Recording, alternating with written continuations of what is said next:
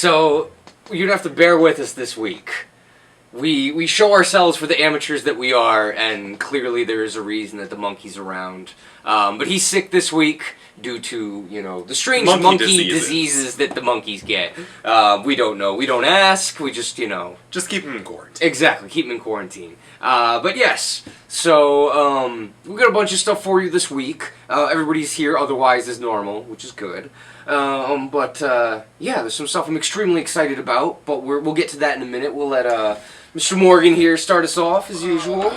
This is right here a collected edition of one of my favorite comics from the Marvel Now era. This is Volume 2 of FF by Matt Fraction and Mike Allred. I wish they both had F last names. That would make a lot of sense there. It would.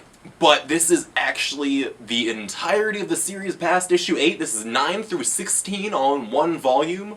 Companion piece to the third volume of the Fantastic Four series that was relaunched around the same time, also out this week. This is the end of Scott Lang's quest to end Doom. Which, okay, I mean, you're not going to actually be able to end Doom. No. Everybody knows that. No. But still, it's awesome. You can try. It's Mike Allred doing fun family comics. By the whole Allred family, yeah. Actually. By the end there, Matt Fraction was doing nothing. But pretty much. We're not put talking his name about on that. it. No, we're not talking about that. From Dark Horse this week, one of my very favorite kind of offbeat comics, Beasts of Burden by Evan Dorkin of Milk and Cheese fame and Jill Thompson. And this is basically kind of like Homeward Bound supernatural pet detective type of stuff, but it's gorgeously painted by Jill Thompson. They had a crossover with Hellboy. They won the 2005 Eisner Award. The critics love it. It's got cute animals. You can't beat cute animals and ghosts, especially when it's all painted. This is true. This is very true. This is a one-shot, Hunters and Gatherers. If you're looking for some fun, kind of, oh my, that is a giant rock monster-y lizard thing. Cool. If Rover Red Charlie is a bit too much for you, this is the other option if you still want animals in your comics. It's probably twice as heart-wrenching, but half as gory. Exactly. It's a bit of a trade-off. Yeah. Exciting launch from Marvel here. Whoa. No, we're just putting the kibosh on him, and we're going to go to the real so cool, Mr. though. Marvel, Mr. Will Harris, to bring us the official Marvel comics this week, not Morgan's One time I whatever tried to talk Marvel about a Marvel thing, book. The Will. Hey, and I begin with Batman 29, the very exciting next chapter in Zero Year. Now, last month was a look into the future. We saw 6 months in crazy, bizarre what's going to be happening in Gotham City. This week, Scott Snyder and Greg Capullo take us back to the big showdown with Dr. Death, bizarre new villain, who's created and somehow connected to all the weird stuff going on in Wayne Tower, and the Riddler. Plus, there's just a really kind of powerfully drawn connection to the awful night that Bruce Wayne was on his path to becoming Batman. I mean, these guys are just legendary creative team on Batman, and this takes us back to 0 Year in the New 52. Brand new, all new Marvel Now #1, Captain Marvel #1. Kelly Sue DeConnick continues on it. She's joined by David Lopez, who was really brilliant on the X-Men arc that he did with Brian Wood a couple years ago. Captain Marvel, all new #1. She's going cosmic. Carol Danvers has always been about pushing herself, pushing forward, and they're taking her into deep space. So she's going to become a cosmic adventurer. Very exciting about this. Your fan favorite Avenger and a whole new way to see her. New supporting cast, new love interest, all new with Captain Marvel. Kelly Sue DeConnick continues, who will be at Emerald City Comicon this year. Speaking of Marvel's amazing women, this is my all-new favorite book of the all-new Marvel Now, Black Widow. I love it. And #4, this is Black Widow when she's not an Avenger. She's doing all kinds of different missions to try to get redemption from her past as a Russian KGB operative. But there's a incredibly awesome new. He looks kind of like a Sons of Anarchy guy without the bike. He's called the Hand of God, and he is going to strike out at Black Widow. Nathan Edmondson, Phil Noto, I love this book. If you love Black Widow, you should be checking it out. The Trial of Jean Grey takes a really bizarre twist. Brian Michael Bendis has been chronicling this crossover with Guardians of the Galaxy and the all-new X-Men. Jean Grey is on trial in space and by the Shi'ar, and it's just been, the art is amazing. the story, if you're an old school fan like I am, and you remember the original Phoenix Saga, there's hints of that, but it's also great if you're just brand new to this as well. Beautifully drawn, amazingly written, awesome showdown between all new X-Men, Guardians of the Galaxy, and Gladiator and the Shi'ar, with a real twist at the end of this, with one of the new X-Men changed. Avengers Arena was just one of the weirdest, most controversial concepts. Basically, they took all these young heroes and they put them on kind of a battle royale, Hunger Games kind of island. Well, those survivors now are going to be thrown into the fire again. Same creative team, but the idea is that these survivors of Avengers Arena, Murder World Island, are now infiltrating the Masters of Evil. Which one of them will survive? Who will turn evil? Once again, really controversial book from last year that got a lot of hate or a lot of fan love, and it's evolving into a whole new direction with the Masters of Evil. And final book this week, Unity 5. This is Valiant Supergroup that united to stop Exo Man of War. Well, now they are bringing back a classic villain, Dr. Silk and Webnet, who was an archenemy of Ninjak. So I'm really excited about this. All new arc, Return of Dr. Silk, Unity 5 this week. All right, if you were What did I just tell you? I hate you so much. Now that you're done being corrupted with all those inferior Marvel suggestions from Right. Will over there. Who doesn't know anything about Marvel Comics? No, clearly. nothing, obviously. No. He hasn't been our expert for like No. months here or anything. But, you know, I have my meager suggestion here. This is the first issue of the new Secret Avengers series. It's written by Arlish Kott and drawn by his Zero #1 compatriot, Michael Walsh. This is really cool, sort of 3 missions at once, going along with the same sort of byline the Warren Ellis Secret Avengers run had. Run the mission, don't get seen, save the world. It's very You know, good. Very cool. Pretty simple basis, but they find a way to make it really, really fun. There's space action, ground action, and air action going on here. All in one comic? Oh yeah, and for- the Fury. Ooh, not bad. It's been a Not while since bad. we've seen that. And tread more on covers, which, you know. Man, funny, speaking of Arlish Kott, Oh, I see yeah. something back there. What is that? What's this all about? An Very- evening? Very, What? very fancy sign we got here. April 2nd, the weekend, or the Wednesday after Emerald City Comicon. Arlish will be here signing his many things. If we didn't already sell out of Secret Comics. Avengers. As many comics. Many comics. But yes. Well, you know what? He might sign other things as well. You never know. Who could. knows? He might sign your arm if you don't have anything to bring. From DC, and I know it's rare that I talk about a DC comic, but this is kind of the poor man's version of an IDW artistic or artist edition with Andy Kubert's Batman Unwrapped. This is got his Grant Morrison, or the issues that he did with Grant Morrison, and the 2-part kind of eulogy type of thing that Neil Gaiman did right after Batman died. Yeah, whatever happened to Cape Crusader. Cape Crusader. But this is gorgeous. I mean, we're talking about a guy who is still like old school, classically trained, by a master of comic books, Joe Kubert, his father. And you'll see a lot of artists these days. You might see SketchUp. You might see stuff left for the colorist or the inker.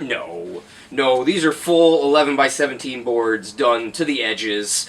It's got a lot of great stuff. It's got the Batman 666 issue, which is awesome. Yeah, totally rad. It's $35, but is very nice. It's a very handsome companion to the Batman stuff that you hopefully have been enjoying this past year, or a couple years. Yeah, more than a year. More than a year. It's been a while. God, it's been a while. That's crazy.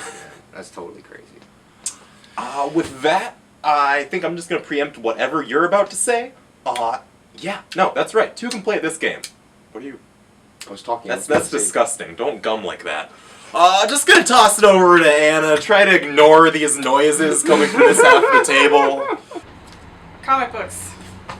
Start off with the hardcover collection of 47 Ronin by Mike Richardson and Stan Sakai. He thought that he could only draw rabbit Ronin. He can't. He can draw people Ronin. And this is a meticulously researched and put together book about the classic Japanese tale of the 47 Ronin who seek vengeance on their master after his honor is betrayed. They say to know this story is to know Japan. It's full of classic research and beautiful art.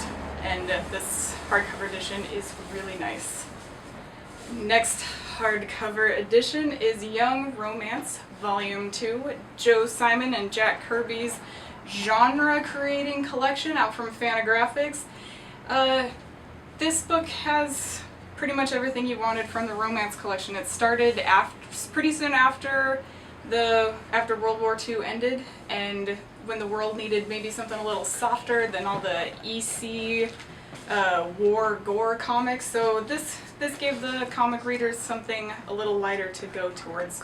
But it created the romance genre. If you want anything to do with women who are full of character, full of passion, then Young Romance is definitely a book to pick up. Bringing it back, or maybe finishing it off, you could say, is the classic Stray Bullets collection from David Lapham. Casey's probably going to correct me at some point. This series ran from 95 until like 2005, or 40 issues that he drew and wrote all himself, that his wife edited. It was a labor of love, and then it ended super abruptly, but now they're finishing it, which is awesome. And then they're bringing back another series from the same arc, or same story, new arc, some old characters, some new characters. It's classic crime. If you like Fatale, if you like criminal, you need to get out of your house and come down here and buy this book because it's classic. But if you're feeling a little lost, maybe want to get caught up, oh my god, this thing is so heavy. It's the Uber Alice edition of the entirety of the Stray Bullets collection. It is 1,200 pages. It is giant, but it's soft cover, so you won't break your arms while you're reading it, and also makes it super affordable. Because if they put it out on hardcover, it would break the bank as well as your arms, but this is an amazing way to get the entire collection out in an affordable way, and I'm so happy that Image is bringing the series back. Any other stuff you might feeling like you're missing out on? East of West, number 10, new Hawkeye, classic. Oh, and the X-Files conspiracy crossover with The Crow. Eric Draven is alive and well, and is going to take on some X-Files conspiracies. That's all I got this week. Back to you guys. Now that you're fully creeped out, real quick, because I know you saw him in the trailer, and because they're clearly the coolest characters in there, probably next to Star-Lord, this is Rocket Raccoon and Groot Complete Collection. This has got Bill Mantlo and Mike Mignola's book in here. This has got the original Kirby Groot story. Ooh. Just friggin' awesome. It's got the awesome backups from Annihilators, drawn by Timothy Green. Yes, all sorts of stuff. So we got tons of Guardians of the Galaxy stuff back in this week. The first hardcover, the second hardcover, all sorts of stuff. Yeah, get your Fuzzy Animal and Tree comics. That's right. And if you wanted something a little grittier, a little more cyberpunk, and no, we still don't get to find out what that weird head is on the first issue, but they at least acknowledged that it existed in the first page. This is X-Force number 2 by Simon Spurrier and Rock-Hey Kim, is that right? Yes, it is, Rock-Hey Kim. But yes, this is another iteration of Marvel's Black Ops team, this time with Marrow, Phantom X, Psylocke, and Cable. In this, Cable kind of makes his presence known to the other X-Men. He gets chastised by his father because his father is Scott Summers, and you always get chastised. Oh god, it must suck having Cyclops yeah, it must for a dad. suck. But you know what? I really enjoyed this first book. It was fun. It was really violent. And you know, it was a lot of Marrow stuff, and you know, it was cool. I dig Marrow. I like Marrow. Cable still has the greatest robot arm in the history of comics right here. And they gave him an eye patch. Did he always? He didn't always have an eye patch. On and off. He had it in the last series. Right, whatever. Speaking of robot parts, there are a lot of robot parts in this new number 1 from Dynamite, part of their Gold Key Revival. This is Magnus Robot Fighter number 1. What more do you need to know other than he fights robots? And actually really does fight robots. Yeah, like the first issue of Turok didn't have so much dinosaur hunting going on, but so many robots get karate chopped in this issue, it is flawless. It's written by Fred Van Lent, a recent Marvel veteran, drawn by Corey Smith, and we have multiple covers for you here. This is really, really awesome cyberpunk I've never seen future anything stuff. by Corey Smith, but he's really good. No, it looks great. Yeah. It's exactly what you want when you pick up Magnus Robot Fighter. And there's half a destroyed Statue of Liberty, because you know it's not real unless the Statue of Liberty gets messed up. That's right. And finally this week, as Anna already talked about, is the epic masterpiece that is Stray Bullets. If, you know, she didn't convince you already, I will do my best to convince whoever's still on the other side of the fence. Get the hell on that other side of the fence, come down and buy this comic, because this is truly one of the greatest epics of comic book publishing that I've ever seen. I mean, 10 years, self-published by David Lapham and his wife Maria. If anybody's read anything recently by David Lapham, Crossed or Young Liars, this is kind of where his this was his first foray into true degenerate comic books. This spans decades. It kind of hops back and forth. Each issue standalone, but all adds to the greater whole. We've got the Uber Alice edition, which is 1 through 41. We've got this, which I never, ever, ever thought I would hold in my hands, which is the end of the whole thing. I mean, every interview with David Lapham in the past, 6 years has been, "Hey Dave, where's Stray Bullets?" And that's been the first line. And guess what? It's here now. And a new issue. A new issue with Spanish Steve. Oh my god. It's so awesome. But yeah. And it doesn't matter if you haven't read the other stuff, you can just read number 1. But it is sure to be right at the alley. Judge you, though. I will judge you, because if you don't go home with this as well, I will shame you. But yeah, and if that wasn't enough, we've got this badass Power Man and Iron Fist t-shirt as well, if you need to get your 70s funk on. Yeah, because if you don't love Power Man and Iron Fist, you kind of suck. Then we're definitely judging you on that. Got some Misty Knight. So yeah. All of that and the comic book discussion, the long table, is tonight as well from 6:30 to 8, where you can come and I will talk and probably reiterate most of what I said tonight, or today. He is just going to be talking about Stray Bullets the entire time. It's true. It's going to be no fun. No. But you should come anyway.